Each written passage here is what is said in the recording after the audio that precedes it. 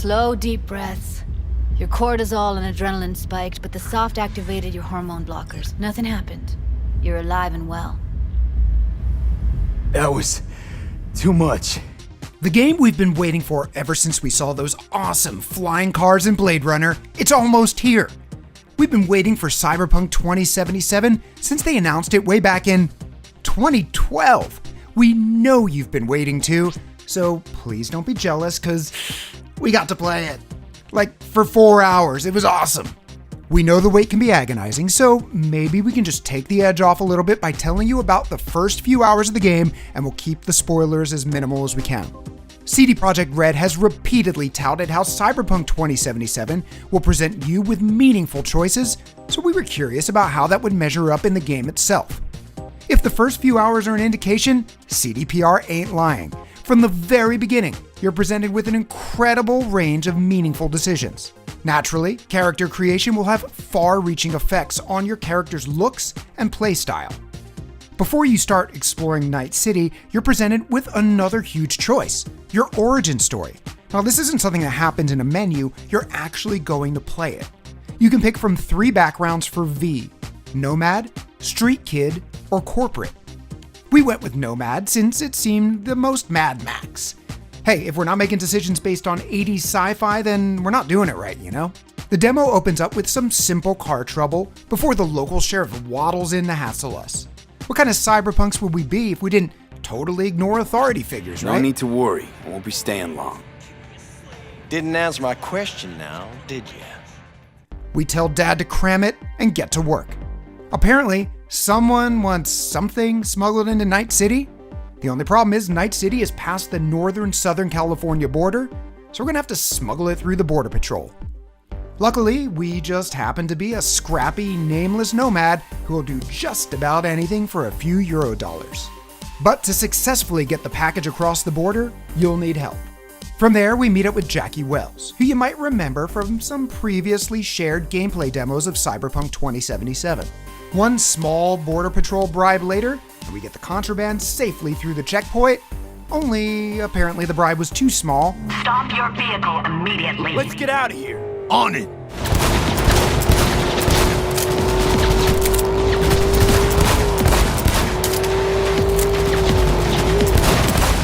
After a few very impressive explosions, we find a place to lie low with Jackie until the heat blows over.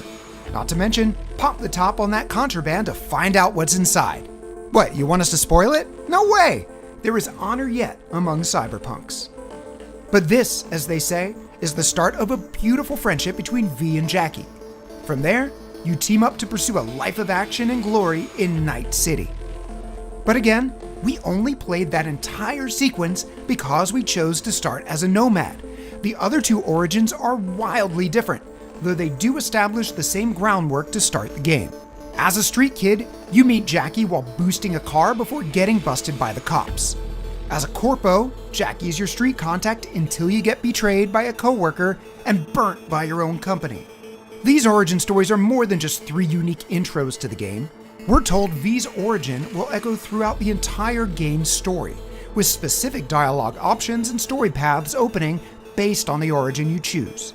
The setup sounds kinda like 2009's Dragon Age Origins, only like with more guns and neon. Could have crushed us. Jesus Christ. Okay, no, hey, we ain't looking for no beef with you. Once you finish your origin story, you move right into the E3 2018 demo. You know, where you and Jackie must bust into that den of scavengers and save the lady in the ice bath. Our gameplay and story beats played out largely as they did back then, with a ton of small differences that would honestly take too long to completely catalog. Rather than recap all of those events, let's focus on new gameplay elements that we haven't seen before. The biggest one is Brain Dance, which, yeah, it's as cool as it sounds. Brain Dance is full immersive VR, allowing you to experience the sights, sounds, smells, even the feelings of someone else. It's the dominant form of entertainment in the world of Cyberpunk 2077, allowing you to walk the red carpet as a celebrity, perform to a stadium full of cheering fans, and some things that venture into rated M territory. While most of Night City curls up with the latest brain dance, or BD, after a day of work, V can use it to uncover important information. As the subject with the BD recording implant moves through a recorded scene, you're able to fly around in 3D space and scrub through all the data the implant picks up. Full cam control in analysis mode, so move around, zoom in and out, whatever else you come up with. Think of it as your own little sandbox. If you've played Tacoma, available on Xbox Game Pass, you're getting the right idea. By alternating between visible, audio, and infrared bands, you can discover clues and information that will help you do whatever it is you're trying to do. In practice, this means you can use Braindance to scout out targets in advance, noting the location of alarms, cameras, and guards. Or not. In our demo, we could have completely skipped the Braindance and moved ahead without all the information we gained. Again, it's down to player choice either way. Apart from that, there are a million tiny ways that our choices in dialogue and character build affected the way we played. For example, we built our character to be a frail, techie hacker man, great with computers, but maybe not the beefiest boy on the playground. And yeah, once the bullets started flying, we hit the deck pretty quick. You will die fast if you're not built to take damage. You'll die fast if you can't take damage. Yeah, that's some real shoot it until it dies logic, huh?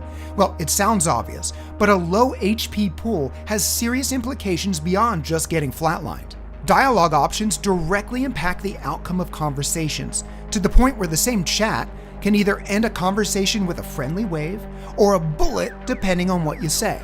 We tried to play it tough with the Maelstrom gang a few times, and we got a handful of game over screens as a result.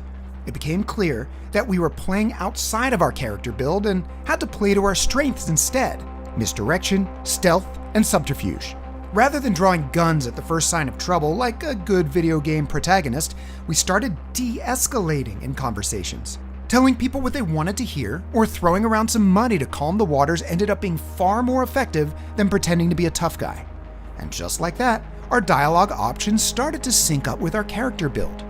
Not only was our hacker man geared towards stealth, but had to leverage social nuance to stay alive. Who knew an RPG might have you, I don't know, play your role? What a concept! Finally, we'd like to comment on an aspect of the game that doesn't revolve around player choice but is noteworthy nonetheless. We came to Night City expecting a den of urban decay, packed with human vice and suffering. Even CD Projekt Red's previous series, The Witcher, takes place in a cruel world that often leads to stories of human and inhuman viciousness. So it's natural to expect something similar in Cyberpunk 2077. Even the trailer says, 2077, they voted my city the worst place to live in America. But despite that, there's an unexpected streak of human warmth and levity in the game. From the big brother we always wanted in Jackie, to the calming bedside manner of Victor the Ripper Doc, the denizens of Night City are just as quirky and funny as they can be mean and aggressive. This is pointless. I know where I'm gonna strike before I do it. Typical. Knew I'd say that. You're for a fight. Which one of you's my guy? Me! After a few hours with Cyberpunk 2077, we get the sense that this is a world where humanity has merged with technology, rather than a world where humanity has been erased by it. To Night City. And the afterlife. Ha ha! Which, to be honest, is completely unexpected. We came to Cyberpunk wanting to see if it would deliver a deep RPG that truly rewards player choice, and it looks like it does.